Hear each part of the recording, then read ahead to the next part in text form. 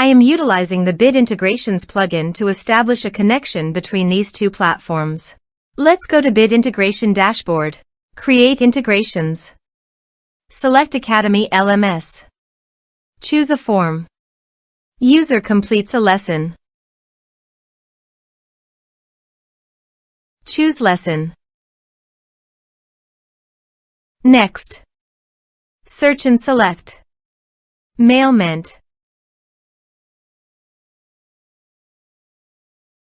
Connect. Next. Choose Actions.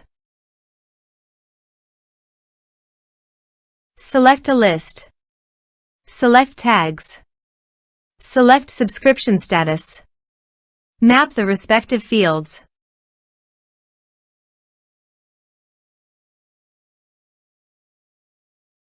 You can update contact by checking the box. Here are advanced features in conditional logic. If you want, you can use it for your own requirement. Click on Next. Finish and save it. Now go to your other WordPress user. Go to the Academy LMS site. Enroll now. Start course. Now check the box to complete the course. Now go to Mailment Contact Dashboard. And you can see the data came successfully in the Mailment.